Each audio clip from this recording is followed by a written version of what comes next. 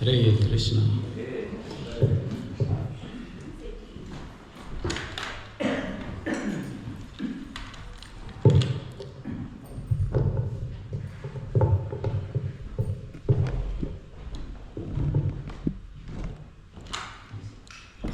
So we have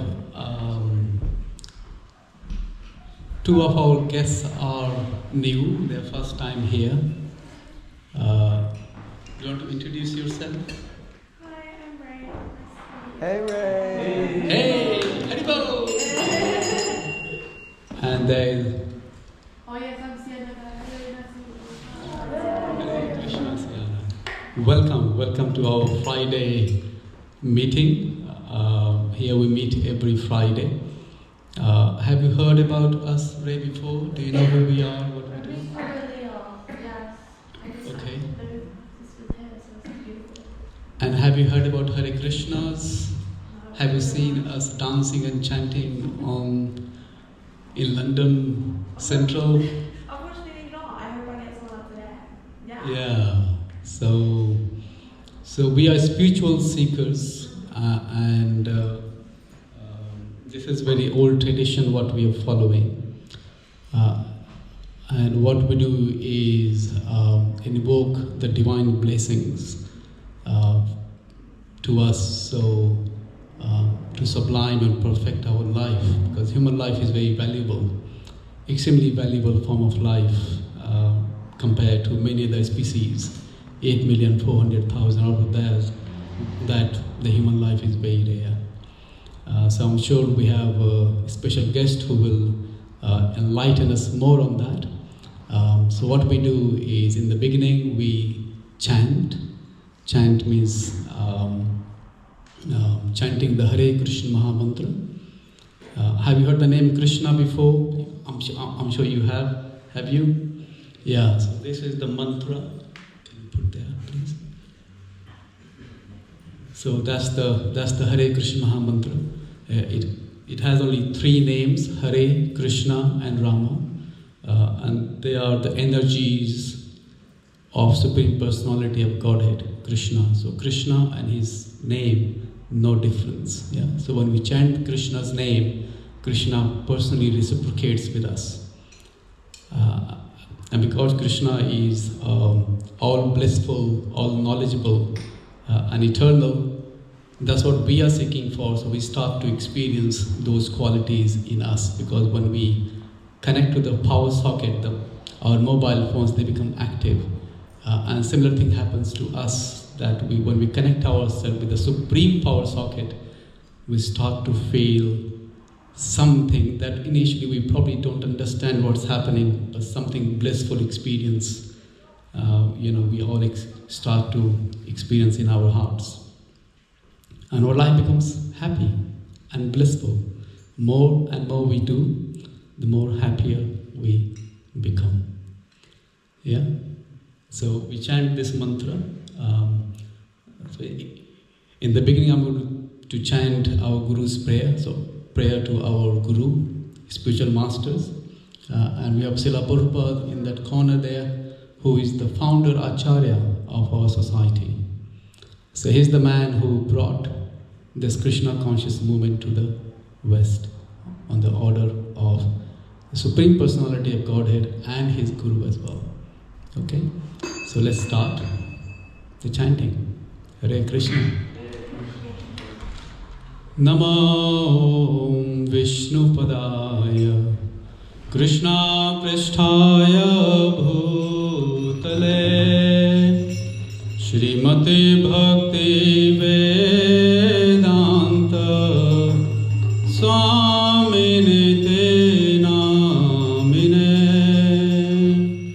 Namo Krishna Padaya Krishna Pristhaya Bhutale Shrimati Bhakti Vedanta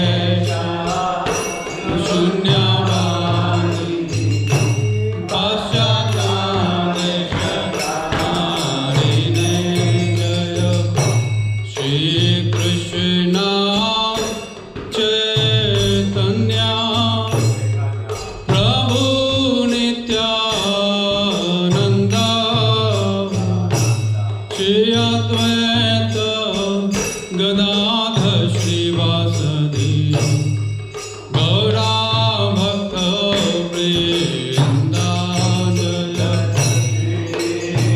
Krishna Chaitanya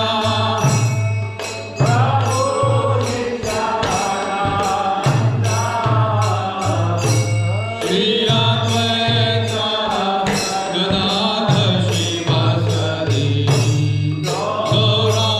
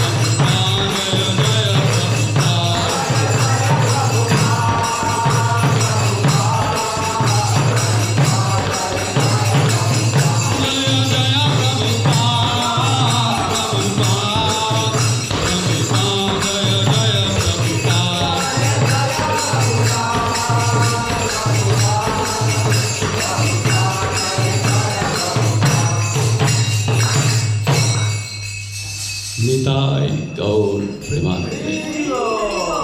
Hari Hari Bol. Jai. Thank you. So it's a very special occasion today. We have a very, very special personality amongst us. He is one of the pioneers who, in 2014, he set up this new Sangha for us in Rochester High Street.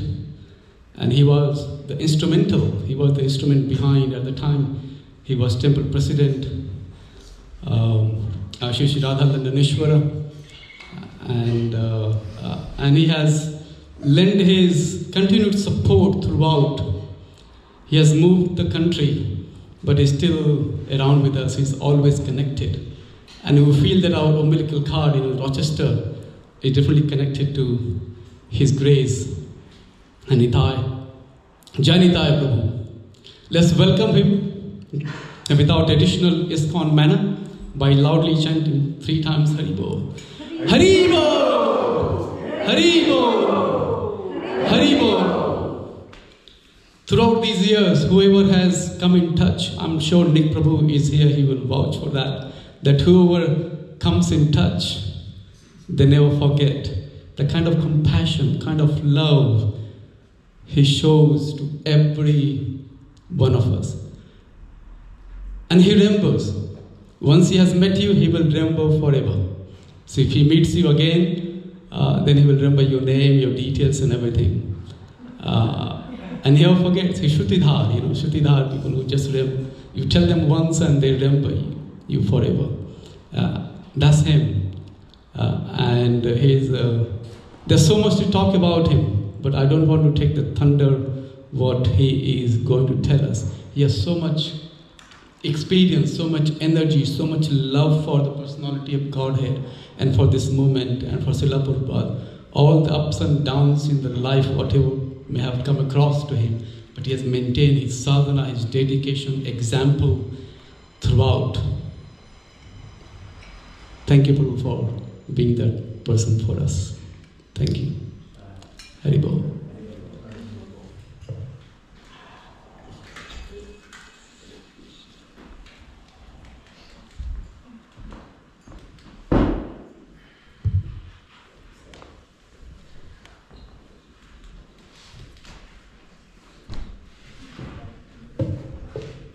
Just going to turn this down a little bit.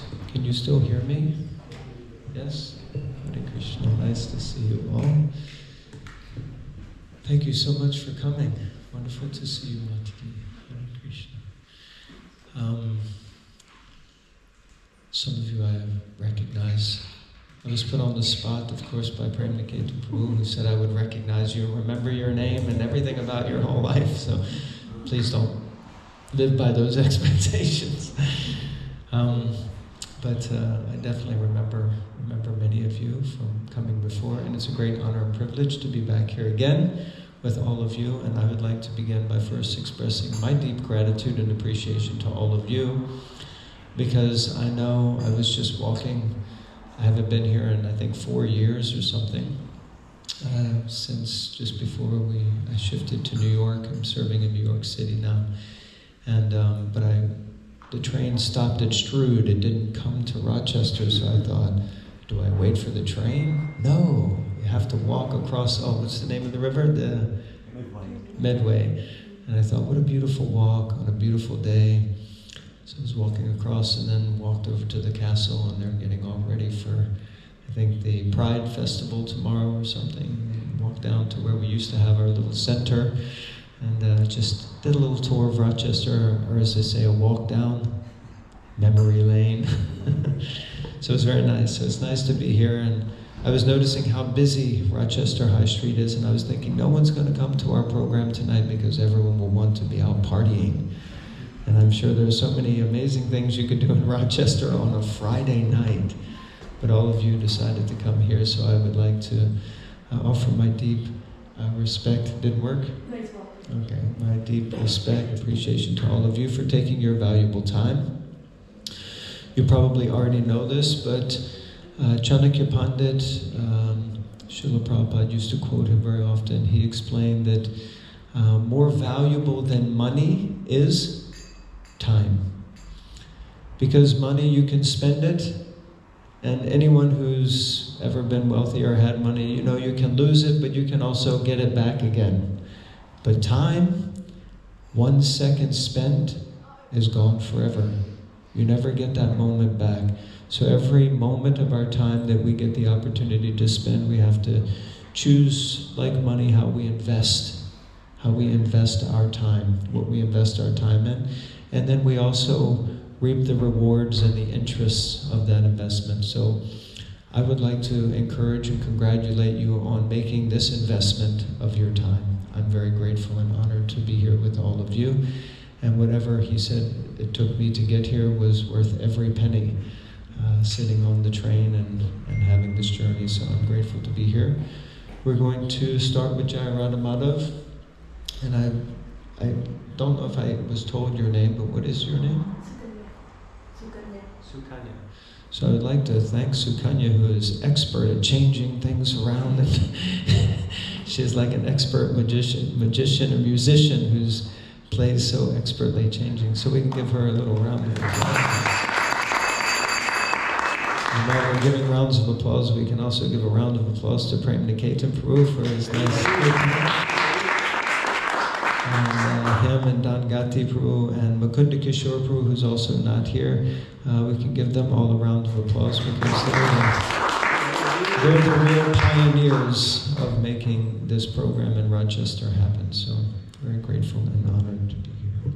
So we'll just do some more chanting. Those of you who are here for the first time, you'll realize very quickly that the Hare Krishna people like to sing and dance a lot. We like singing. It's described that in the spiritual world, in the spiritual stratum, basically everyone is very joyful and very blissful.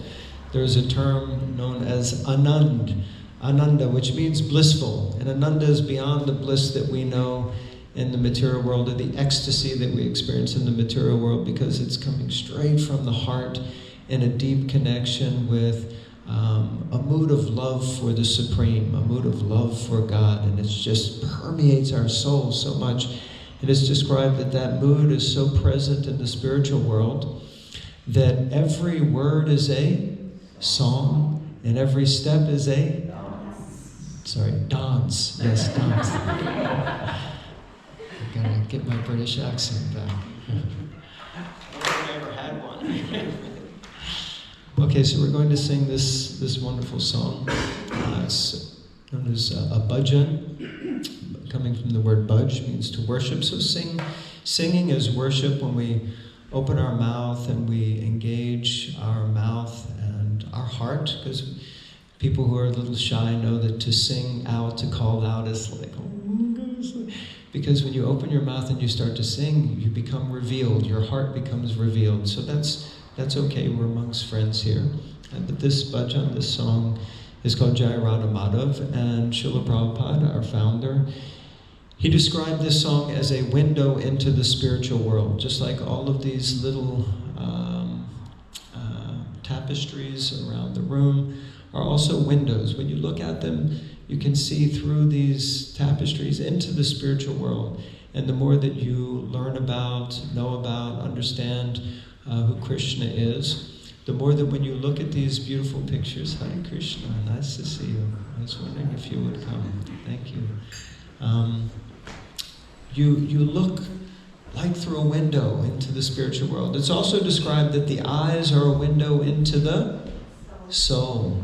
So when you look someone in the eyes, of course in some cultures it's not polite to look someone directly in the eye, but when we look into the eyes, we see life, we see light, and that's coming directly from the soul. So this song is a window into the spiritual world. And if I keep going at this rate, we'll be here till midnight. So I guess I better start. Jayo Radha Madhava Kunja Bihari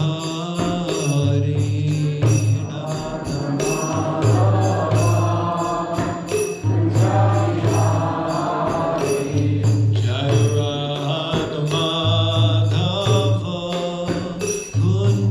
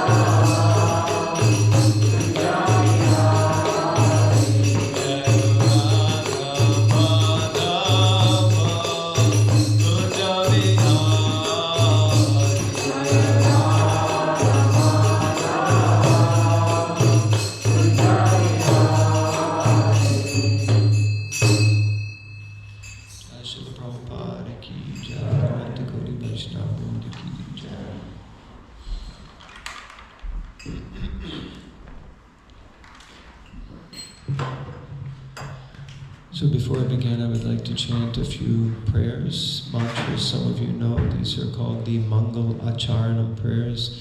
Mangal means auspicious, and Archanam means to invoke auspiciousness. So we want to chant these prayers to help to connect our consciousness with Krishna and our previous teachers and gurus. So if you know these prayers, you can join in with me. If you don't, then you can just meditate on a mood of gratitude towards someone that you have deep appreciation for, invoking gratitude, an attitude of gratitude. If we're not grateful, the saying is that we are gratefuls. So let us be grateful to someone who has guided us, taught us, helped us along the path. Om Gyanatimirandasya Jnananjana Shalakaya Chakshurumilitam Gena Tasmai Shri Guruve Namaha Shri Chaitanya Manobishtam Sthapitam Gena Bhutale Swayam Rupa Kadamayam Dadati Swapadantikam Vandeham Shri Gurun Shri Yuta Padakamalam Shri Gurun Vaishnavamscha Shri Rupam Sagrajatam Sahagana Raghunatham Vitam Tam Sajivam Sadvaitam Savadutam Parijana Sahitam Krishna Chaitanya Devam Shri Radha Krishna Padan Sahagana Lalita Shri Vishakan Vitamscha Hey Krishna Karuna Sindhu Dinabandhu Jagatpate Gopisha Gopika Kanta Radha Kanta Namostute Tapta Kanchana Gaurange Radhe Vrindavaneshwari Vrishabhanu Sute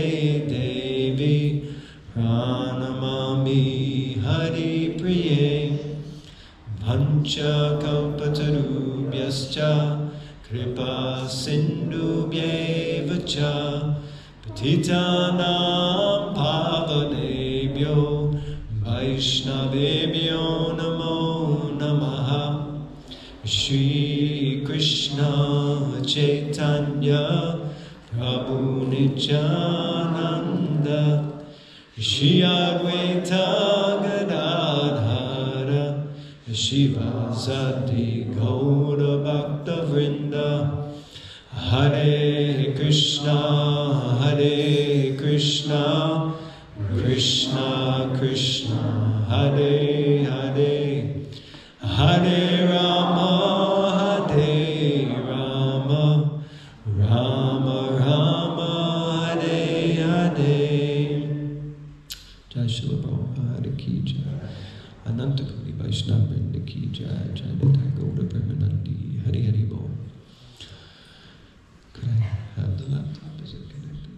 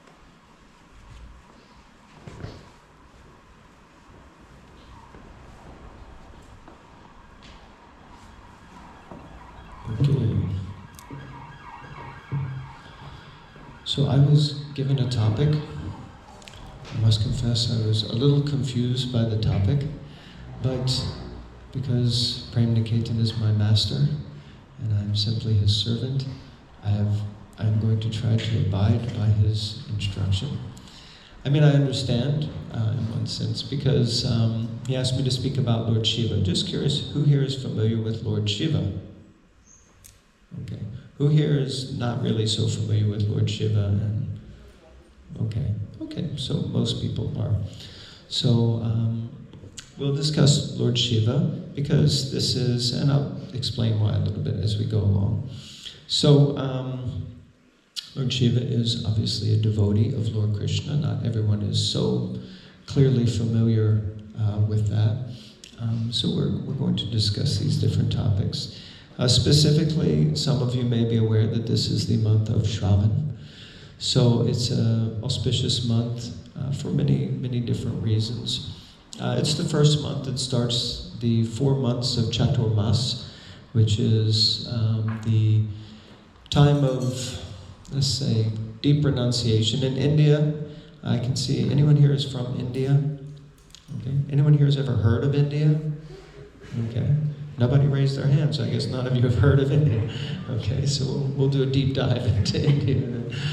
So in India, of course, this month of Shravan is usually the beginning of the monsoon, at least in the north, I think, primarily. The monsoon time. And for those of you who don't know, monsoon means that after a very intense and hot, I was fortunate or unfortunate to spend several months in India, about 5 months. I was there, almost 6 months, from January up until June. And I was in Delhi and Vrindavan. And when I was in Delhi in the month of May, I thought, wow, I thought it got hot in America. And there's this breeze. Anyone here is from Delhi? Okay, there's this breeze that blows, they call the Lu, right? And this breeze blows off of the Rajasthani desert. And it comes into Delhi. And you think, if you look out the window, you think, nice breeze is blowing. But if you go outside, this breeze is like when you open an oven and you're baking a cake. You know, when you do that, you're like, oh, I wonder if it's done. And you open it and it's like, and your eyebrows go, and that's exactly what that breeze is like in Delhi. It's so hot. And actually, I used to sit outside because I liked the sun. I was sitting outside in the midday. And of course, in England, they say only, fools and mad dogs go out in the midday sun. In India, it's only fools because the dogs don't even go out in the midday sun. And I was with this senior devotee, and he said, you don't go out because when that breeze blows, it's so hot that if it goes into your ears, it will cook your brain and make you mad, make you go crazy. It's so hot. So the monsoon time is when after this intense heat, all of a sudden June comes and it's like when the rains start to fall. And it just becomes very soothing, cooling, cools everything down. And every day, more or less, every day it's raining. Anyway, there's so many things I could go on for hours. But so it's the beginning of that time, the beginning of Chaturmasya, these 4 months. Lord Chaitanya Mahaprabhu, who's here present, he observed the Chaturmasya. He was staying in Sri Rangam. Actually, he was encouraged to stay in Sri Rangam. He stayed in different places, different times, observing also in Jagannath Puri, observing Chaturmasya, these 4 months.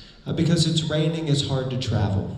It's hard to move around. It's always raining. Literally, I was in Bombay during monsoon, and you walk down the street and there's water running at least like 6 inches to 1 foot deep, and you're lifting up your dhoti, walking through the waves. And back when they had plastic bags, they used to block the drains, and it would literally flood. Just every year it'd be flooding. So anyway, this is the month of Shravan, but it's considered very, very auspicious month, and celebrated and usually dedicated to one personality, and that personality is Lord Shiva. So the month of Shravan, and so many different activities happen in celebration and glorification of Lord Shiva. Shivaratri is there, and so many different activities, of course, for Gaudiya Vaishnavas. Generally, Balaram Jayanti occurs in that time. And we have Raksha Bandhan. Any sisters who have brothers know all about that. They get their wrists tied with little bands. And so it's a month of much celebration, but a lot of focus is on Lord Shiva. So like that. So we're going to discuss a little bit about Lord Shiva and his connection. So first I wanted to discuss, and we're until 8:30, and that's with questions and answers, right? Okay. So first I just wanted to discuss a little bit, for those who aren't aware, there is an idea of demigods, or you could say cosmic administrators, persons who work under the authority of Krishna and look after everything.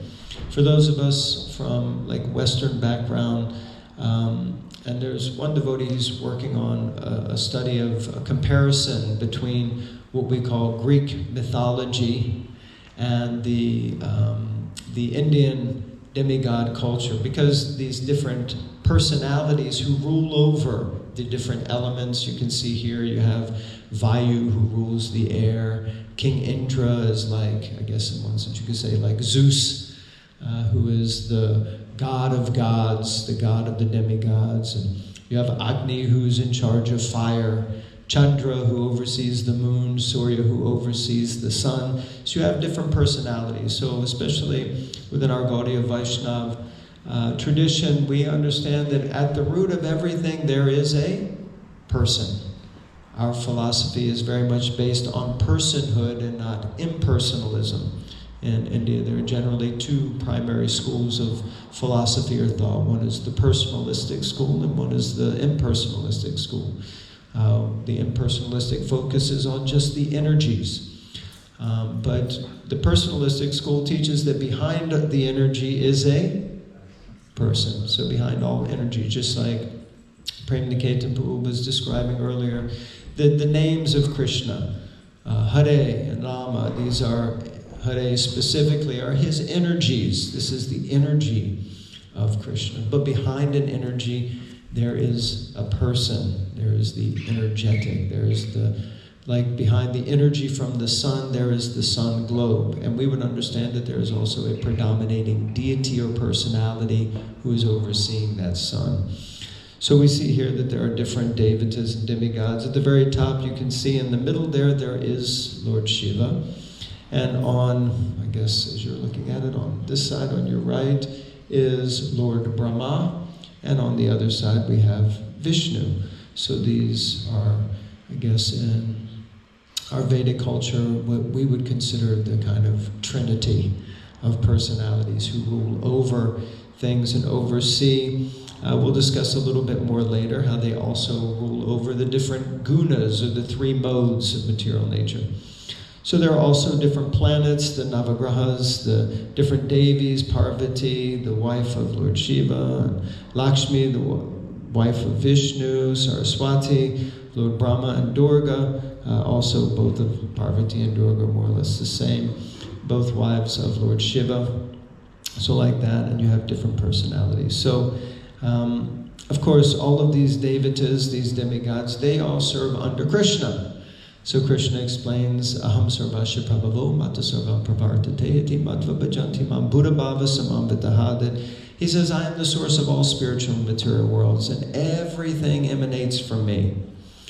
And then he explains that those persons who are intelligent, they understand this, and they worship me with all of their hearts. And then in the 7th chapter of the Bhagavad Gita, Krishna explains that after many births and deaths, he who is actually in knowledge surrenders unto me, knowing me to be the cause of all causes and all that is. And such a great soul is very rare. So it's a rare soul who accepts some idea of divinity over and above themselves. Let's be honest, in the age that we're living in, the age of selfies, the age of social media, more or less we all want to be in the center. You know, we all want to be in the center of everything, and we kind of move whoever else might be in the center out of the way so that we can get in the center. So it's kind of a selfish age in one sense, if we're honest. I'm sure none of you are selfish, but there's a lot of people in this age who are selfish. So God kind of gets relocated to, you know, Sundays. It's like, or gets relocated to maybe Thursday or Monday or a different day. But every other day, who's in the center? Me. And usually God gets maybe a couple of hours on a certain day, and that's usually good enough. So Krishna is saying here, it's a very rare soul who actually puts me in the center. Then he says that those whose intelligence has been stolen by material desires surrender unto the demigods. And follow the particular rules and regulations of worship according to their own natures. So like that, it means that Krishna is the supreme, and then he has persons who are in charge of these different aspects of the material world. So we have to be very careful that we don't become confused and start thinking, oh, I should worship them over and above Krishna. Krishna is the root of the tree, and if we offer our worship to the root of the tree, then we satisfy all the branches of the tree. But if we go to a tree and we decide, oh, I like this branch, let me just water this branch, it might not have the same effect. So like that. Then Krishna explains that I'm in everyone's heart as the supersoul. So this is how Krishna can hear your prayers, how he communicates with each of us individually, because he's there. He's in our heart. And he's always listening to us and always trying to speak. But as soon as one desires to worship some demigod, I make his faith steady so that he can devote himself to that particular deity. So basically, even if someone does decide to focus on one branch of the tree or one of the devatas, one of the demigods, then Krishna is the one who instills that faith for us to worship him. Because ultimately everything is coming from Krishna. I was with some devotees the other day who are musicians, and we were discussing about famous musicians, and some famous musicians, they're very aware that all the songs, they were originally written by Krishna. No matter what it is in the pop world, rock and roll world, classical music world, jazz world, ultimately everything has come from Krishna. He's given that. He explains in Bhagavad Gita that he is the ability in man. So all talent, any skill, ability that we have has ultimately come from Krishna. Endowed with such a faith, he endeavors to worship a particular demigod and obtains his desires. But in actuality, these benefits are bestowed by me alone. So we may go to a personality and think, I'm getting something from this one. I don't need to worry about that one over there. We don't need to worry about Krishna. But actually, it's only Krishna who's... The demigod still has to go to Krishna. He's like the CEO, the CFO, the COO. He's all of the C's and all of the O's. He's everything. And anyone who has any responsibility, they still got to get permission from Krishna. Because the ultimate sanctioner in the material world is Krishna, who's in our heart as Paramatma. So nothing can manifest without his sanction. So like that, many men of small intelligence worship the demigods, and their fruits are limited and temporary. Those who worship the demigods go to the planet of the demigods, but my devotees, ultimately they reach my supreme abode. So the demigods are situated in the material world, but we're all intelligent enough to know that we don't really want to stick around in the material world, even if we go to the heavenly planets where the demigods reside, and life may seem long and may seem very beautiful, very opulent, free from disease, free from distress, and so many things. But ultimately, the material world is a place where Brahma, Bhuvana, Loke, everything ultimately from the topmost planet down to the lowest is a temporary place. Eventually, everything here comes to an end. So all of you, I'm looking, so many of you look very young, fresh-faced, in your early 20s. But there are some of us here who are past 50, believe it or not. There are a few of us in the room who are over 50, and I'm one of them. And eventually the body starts to break down. The machinery just doesn't work. We have a few doctors and people in the room, right? The machinery just doesn't work so well after 50, right? It's like, Time for a trade-in. But we don't want to trade in the body. We want to sell it off, and we want to get the eternal spiritual body, which is in the spiritual world. So that's what we're working towards. So where does Lord Shiva fit into all of this? And you guys are like, dear Lord, what is this man talking about? And I hear him ringing the bell. And when we hear the bell ringing, we know that means a couple of things, right? It means either Aarti's happening or prasadam is being offered. So right now everyone's thinking, oh, I wonder what's for dinner. When is this guy going to stop talking so we can have dinner? Okay, anyway, Lord Shiva. So Lord Shiva is actually, although he's like a living entity like us, you might say even Krishna appears to be a living entity like us, but Lord Shiva isn't exactly like us. So Lord Shiva isn't the Supreme Personality of Godhead. So there are different tattvas or truths or understanding of nature, certain levels of nature. So God is in the nature of Vishnu tattva. We are in the nature of Jiva tattva, which means we're little souls, we're sparks of the splendor of God. But God is like the sun and we're like little sun rays. But Lord Shiva is somewhere in between those two. In fact, he has his own tattva, which is called Shiva tattva. And Srila Prabhupada explained that this Shiva tattva is also very difficult to understand, like that. So his position is somewhere between Vishnu and Brahma. So Lord Brahma is a Jiva, but Shiva is in between the two. And therefore it's explained in the Brahma Samhita. I'm not going to read all the Sanskrit, but it describes that Lord Shiva is considered to be like yogurt.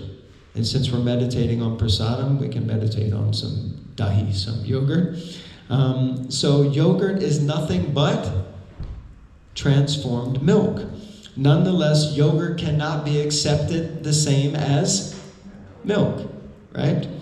So, similarly, Lord Shiva holds almost all the powers of Lord Vishnu, and he is also above the qualities of the living entity, but he is not exactly like Vishnu, just as yogurt, although transformed milk, is not exactly like milk. Does that make a little bit of sense? Such a good analogy or example.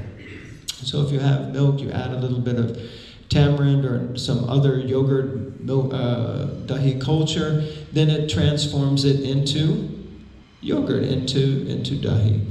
So like that, it is not the same. So he's not the supreme, but he's also not just an ordinary living entity. He's a very, very special soul who has his own tattva. There's so many things actually.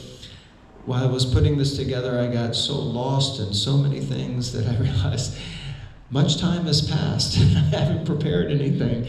But this is the great thing when you start to explore about great personalities, you open the Bhagavatam, you listen to lectures from other people, you realize, and again I was just speaking with some devotees, that sometimes we think the goal is to get to the end of the book. Anyone here who's like, I finished that one?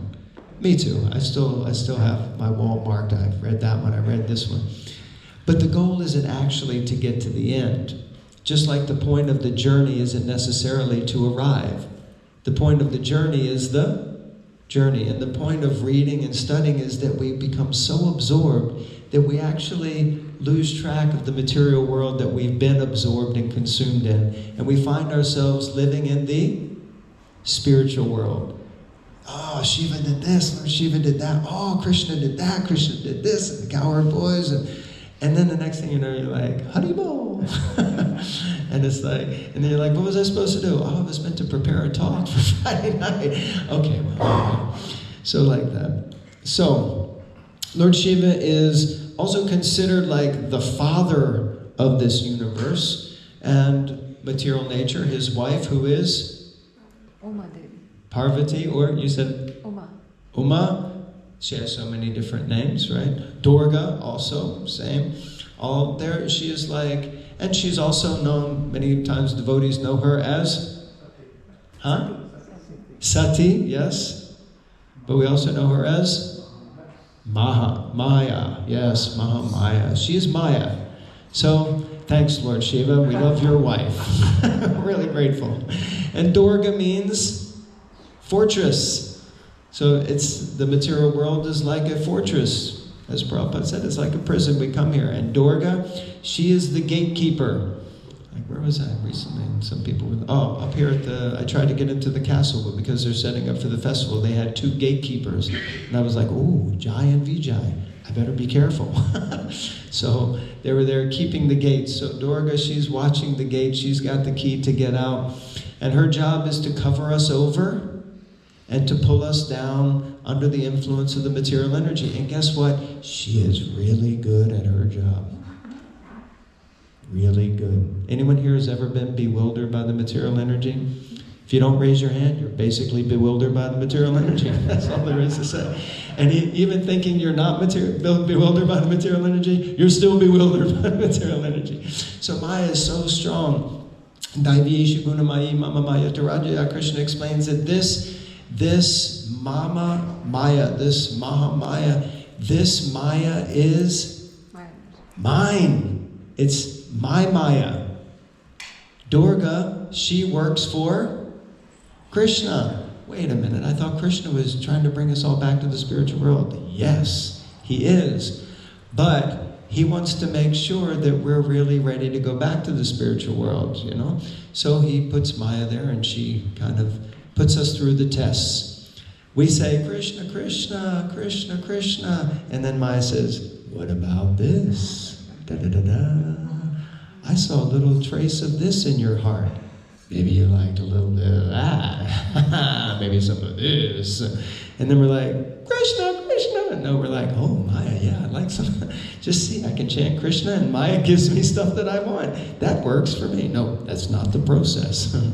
So anyway, Maya is Lord Shiva's wife. And Shiva is Shambhu. He is the force by which it's described that when Vishnu glances on the material energy, right, he impregnates all of the souls, all of us little souls. We get put into the material energy by Krishna's glance, by the glance of Vishnu. And that glance of Vishnu actually is Shiva. That glance is the impregnating energy that puts us into the material energy. So Shiva has so many roles. So learned scholars and transcendental subjects have carefully analyzed the summum bonum Krishna to have 64 principal attributes. All the expansions or categories of the Lord possesses only some percentages of these attributes, which means 64 are there for Krishna. He's the topmost. Everyone else under him, they possess a certain percentage or level of his attributes. Just like all of us, we also, to some extent, that's why we think we're God. Anyone here thinks they're God? Be honest. When you wake up in the morning, you're brushing your teeth, you're looking in the mirror like, yeah, I see you. God's gift to the world. Somehow that false ego makes us think like this sometimes. So, because we are little parts of God. It's just like a spark of the sunshine thinks, I'm creating so much light, right? Or Prabhupada gives the example of fireflies. You've seen fireflies, or in America we call them lightning bugs. And you see these, they think, at nighttime I'm so bright. But when the sun comes out, they're like, I better hide. So like that. But Sri Krishna is the possessor of attributes 7%, and his personal expansions possess up to 93%. So that means the Vishnu forms. These transcendental attributes, Lord Shiva possesses 84% of Krishna's 100% attributes. Yeah, does that make sense? So anyway, Lord Shiva is very advanced. I think Jivas in general are 78%, something like that. Huh? Maximum. That's Lord Brahma. Any Lord Brahmas in the audience here? Anyone has more than one head? Sometimes it feels like I've got a lot of heads. My wife thinks, God, can you just think about one thing for a moment, Okay, so anyway, we're carrying on. Lord Shiva is considered the father of the universe. Yes, so we mentioned this. So, this is different incarnations and expansions of Krishna, of which there are many different incarnations and expansions of Krishna, of which we are also one. We're like a tiny, tiny part of Krishna's divine splendor. Isn't that amazing? You should give yourselves a round of applause because you're all like, everyone here is a tiny divine spark of the splendor of God. Each and every one of us is like a jewel, a multifaceted jewel with so many talents, gifts, skills, abilities, all that have been ordained by Krishna. And each and every one of us is that. So when we look at someone, because the tendency is, I don't know about you, but my tendency is to often find faults. You know, I'm a, just a fault-finding person. I love to find faults. And I say I like to find faults because I want to make things better. But when you tell people their faults, they don't really feel better. Usually they feel worse. So when we look at others, we should really try desperately to see how they are a spark of Krishna's divine splendor, and how within their heart Krishna is seated there, and Krishna is also with them, just like he's with us. So in this way we can try to remember. So there's so many different incarnations, but specifically Lord Shiva, he is recognized as a guna avatar. So of course this word avatar, everyone's familiar with the word avatar, probably because you've seen Avatar 1, 2, 3, 4, 5, I don't know how many there are, but you know, it's famous movie, which I thought was interesting that all the Avatar people were blue, and they also had Vaishnav Tilak. I was like, aha, just see. And the word Avatar became famous. And I think it was one of the biggest popular movies or something like that. So anyway, so Lord Shiva is a guna avatar. Anyone knows what guna means? Quality, yes, thank you, quality. And specifically in reference to this, the gunas, guna can also mean something else.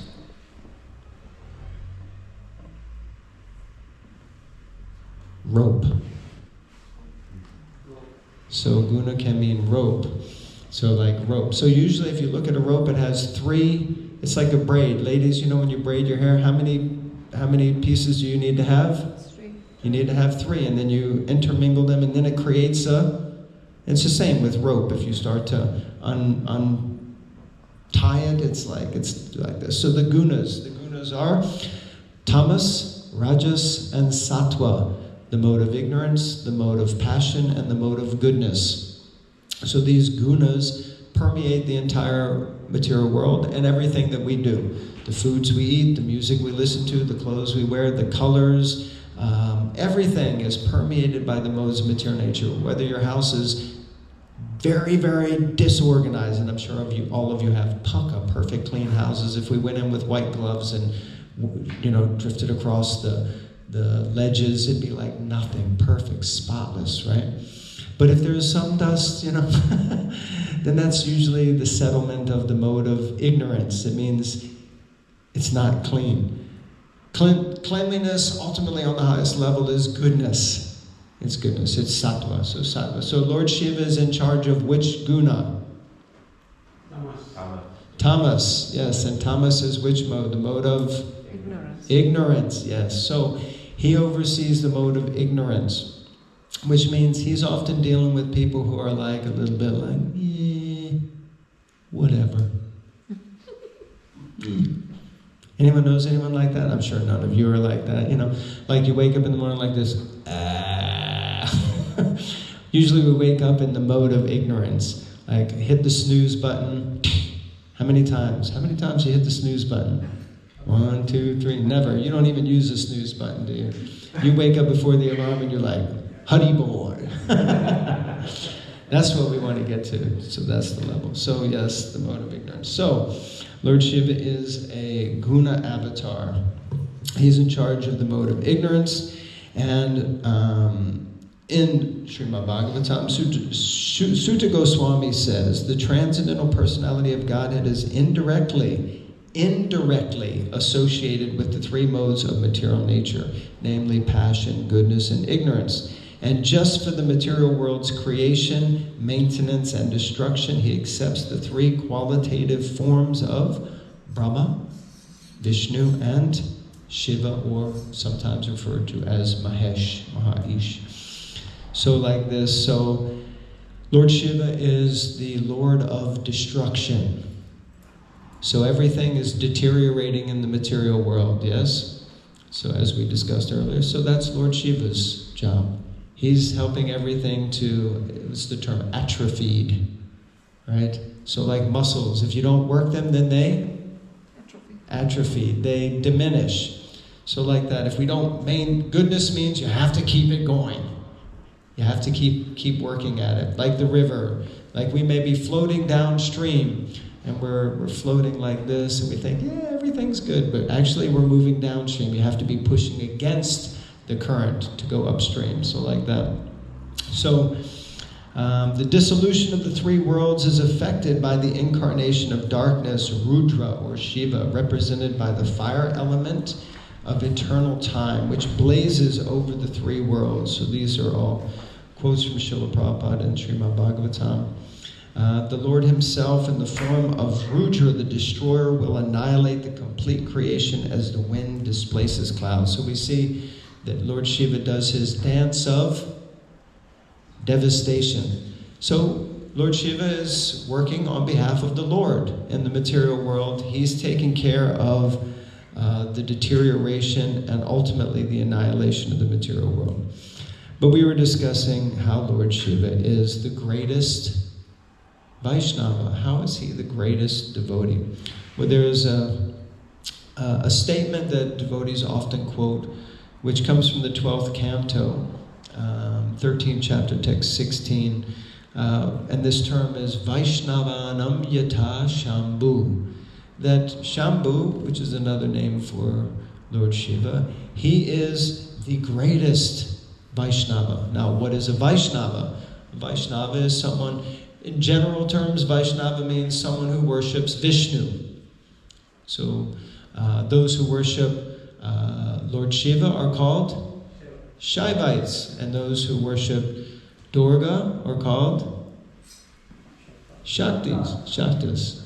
So like that. And those who worship Krishna specifically are called Bhaktas. Bhaktos sime sakachati. But the word Vaishnava means someone who is a follower of Vishnu. And we understand ultimately Krishna is the source of Vishnu. So Lord Shiva, this verse says, just as the Ganga is the greatest of all rivers, and Achyuta is the supreme among deities, and Lord Shiva, or Shambhu, is the greatest of Vaishnavas, so Srimad Bhagavatam is the greatest of all the Puranas. So we have these wonderful books which are coming from the Srimad Bhagavatam. So Lord Shiva is considered the greatest of Vaishnavas. So Lord Shiva has so many amazing qualities. One of them is he is known as Ashutosh, which means that he is easily pleased. He also can be easily angered. We're not going to get into that one too much. But he's easily pleased. So,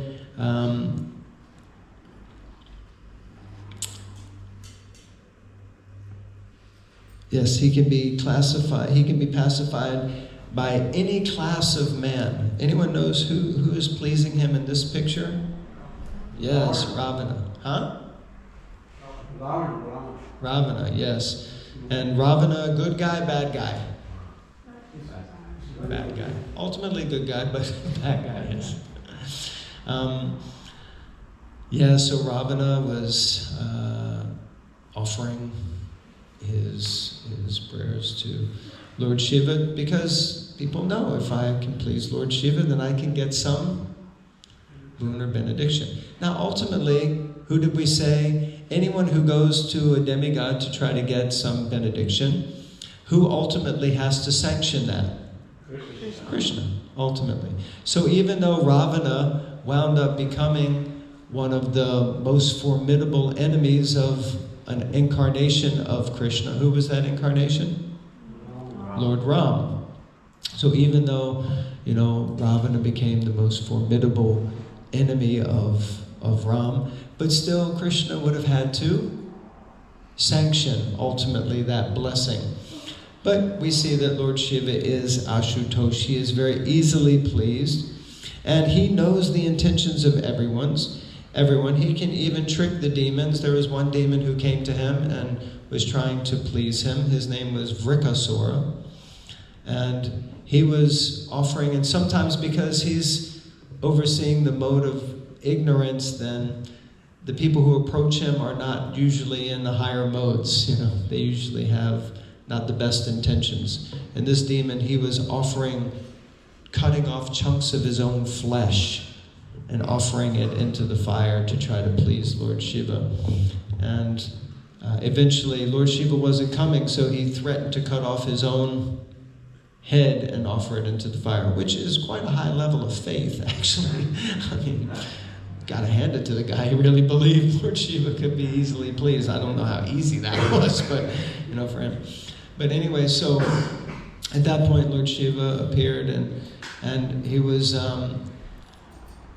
ready to offer him a benediction. Krishna intervened in that situation and convinced him. Well, actually, he offered him the benediction that whoever's head he touched would basically be killed. They would die. So the first person that Vrikasura wanted to test it out on was Lord Shiva. There you go. Thanks, Shiva. You gave him a good benediction. Now it's like bad karma. It's coming back to you. So Vrikasura was chasing him, but Lord Shiva, he took shelter of one little kind of Brahmin boy, right? And this was actually Krishna, who came to protect Lord Shiva, even though he gave this benediction. And so this little boy convinced Vrikasura that actually Lord Shiva's, his benedictions don't always work. It probably doesn't even work, this benediction that he gave you. And he said, what do you mean? And he said, well, try it out. Just touch your own head. You'll see. It won't do anything to you. And then Lord Shiva touched this Vrikasura touched his own head, and that was the end. So in this way we see that even Krishna comes and protects Lord Shiva himself. Lord Shiva also shows great mercy on the Vaishnavas. So in this picture we see these are the Prachetas. They're the sons of King Prachini Barhi, and they went off to perform great austerities in order to please Krishna, and they came upon Lord Shiva, and he taught them the Rudra Gita. And in this, Lord Shiva says, any person who is surrendered to the Supreme Personality of Godhead, Krishna, the controller of everything, material nature as well as the living entities, is very dear to me.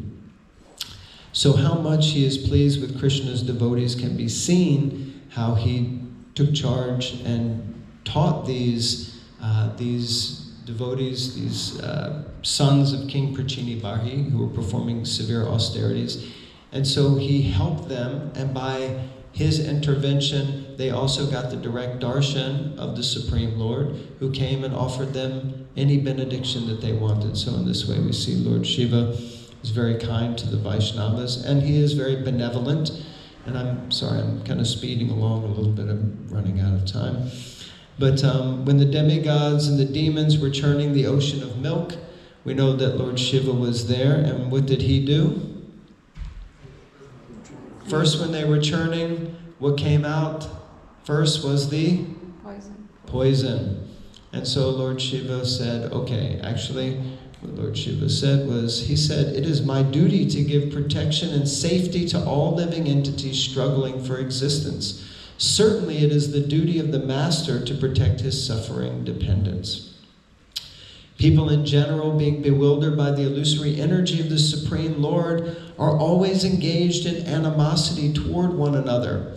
But devotees, even at the risk of their own temporary lives, try to save them. My dear gentle wife Bhavani, when one performs benevolent activities for others, the Supreme Personality of Godhead, Hari, is very pleased.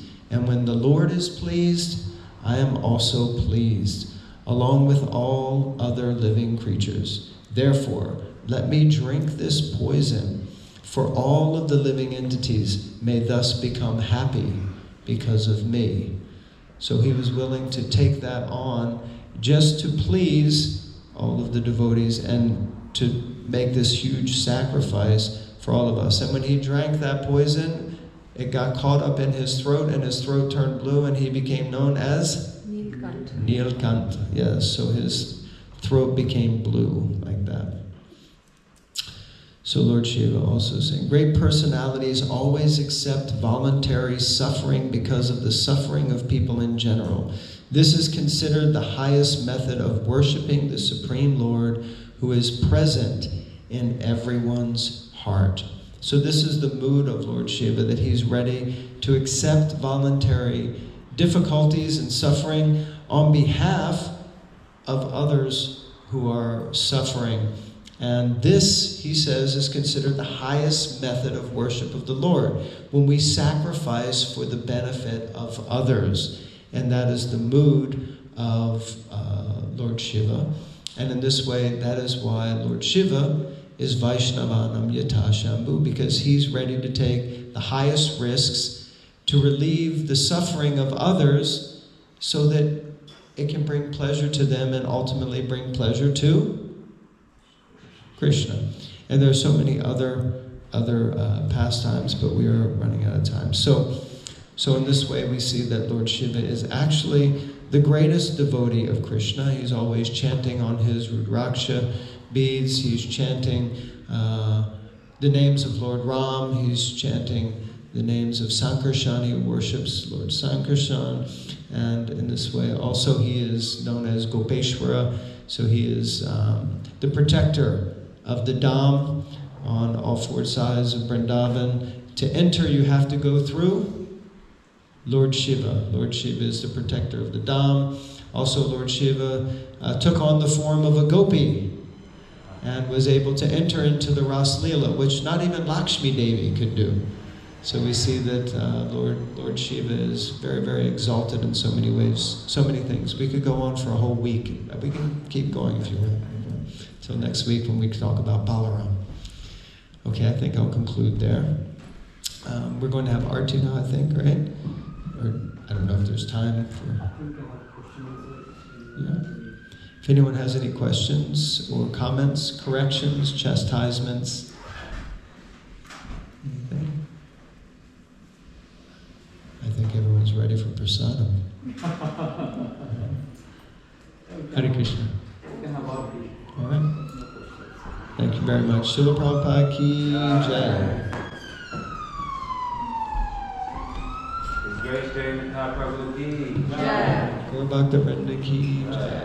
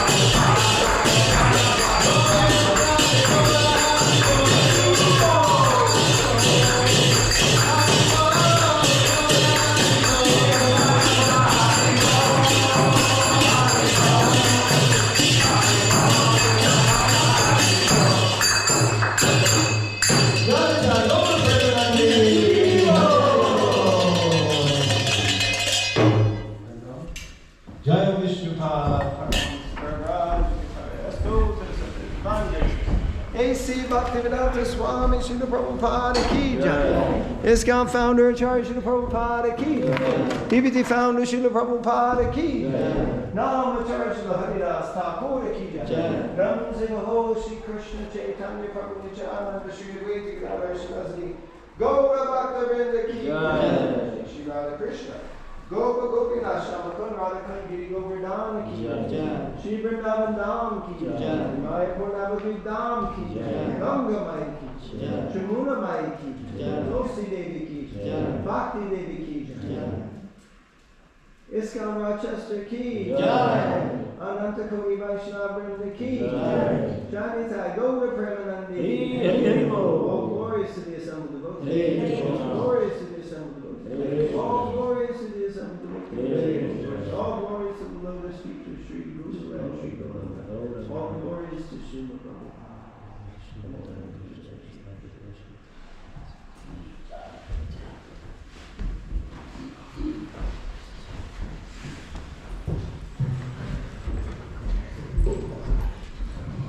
Thank you so much for everyone to make this effort. Today on Friday, we have been doing so many other things, but you made it very special, Sangha. We have devotees come from Canterbury, we have devotees come from Dartford and far and wide, which is very, very nice. Thank you for making it really successful evening. And it would not have not been that wonderful if we didn't have a kind of personality like Kirtan who come all the way. So thank you, Prabhuji. Thank you. We have a very special festival coming up on the 29th of August. Can you get that in there? Yes, so it's the Bhakti and Bliss Summer Festivals coming up on the 29th of August from 11 to 3. If you've not registered, there is the code there. You can register it now straight away. And please take some flyers from us and distribute to your friends and families. Yeah. So please, I think we got quite a lot of bookings, but it's good to have more and more people come there to the benefit. We have a very special speaker. His name is Keshav Maharaj, Keshava Swami, and he's very highly scholarly personality. He has written so many books and he has wealth of knowledge and experience. So please come, he's going to share his experiences there as well. So please do come and bring your friends and family. We have book reading club every Thursday. So if you're free between 7 to 8 on Thursday, every Thursday we meet. It's on Zoom, so you don't have to come in person. And we're reading Krishna books. So we are discussing pastimes of Krishna in that book. We have come to 11th or 12th chapter now. So we're just getting the juicy part of that book. So please join. Okay. And we meet here every Friday without fail from 7 to 9:30. So please come, but we won't have Sangha next week. So there's no Friday Sangha next week because we're going to prepare for Saturday festival. And week after that is Janmashtami, that's appearance day of Krishna. So we have festival, not here, but we'll be meeting at Kalakanti Mataji's place. Where is she? That's Kalakanti Mataji, yeah? Last many years, she has been organizing the Janmashtami festival at her place in Faversham, at her house in Faversham. So if you would like to come, we have shared the detail on our WhatsApp group or other places as well, yeah? So please all come and bring your family and friends, yeah? So the good program is from 5 to 9:30, 9 o'clock. Thanks. Okay. Any more announcements? There's only about 20 tickets left. So Only 20 tickets. Wow. Move fast. Only 20 tickets left. So be fast, be quick, share with others. Yeah, it's selling fast. So it's only left? Huh? 20. Only 20 left. Okay, for what's the total number? What's the max number? 200. 200. That's fine. Yeah. That's why we have to collect the leaflets. Yeah. Please. And we're going out on Harinam tomorrow in Dartford from 11 to 1. So if anyone is free and would like to, grasp the mercy of Lord Chaitanya Mahaprabhu and Lord Nityananda Prabhu, please come tomorrow on the High Street, Dartford, from 11 to 1. We'll be doing Harinam, sitting Harinam, and also be distributing flyers and leaflets and promoting Sangha and plus that. Yeah, I think that's it so far. Yeah. So we will be doing a Harinam Puri tomorrow and distributing the flyers. Oh, Krishna, yes. That's the plan. So if someone is, of that part of the town, are you going there? Please join. What time? We haven't decided yet. What time? What way? You It's decide just now. 5 of us now. Okay, fine. Can you imagine these two daughters they are sat there? They are the biggest book distributors in Canterbury. Yeah, they distribute a lot of books. And not only that, they have brought books with them today here to distribute. Have you? Yes. Can you see? Two of them, they brought Ramayana to distribute here. So if you want to have any of Ramayana books, please collect that Mataji is there with the books. Please get them. Okay? So they go out and distribute books. If they can do, I'm sure many of us can join hands together and do it. Yes. Hari Bol. Jai.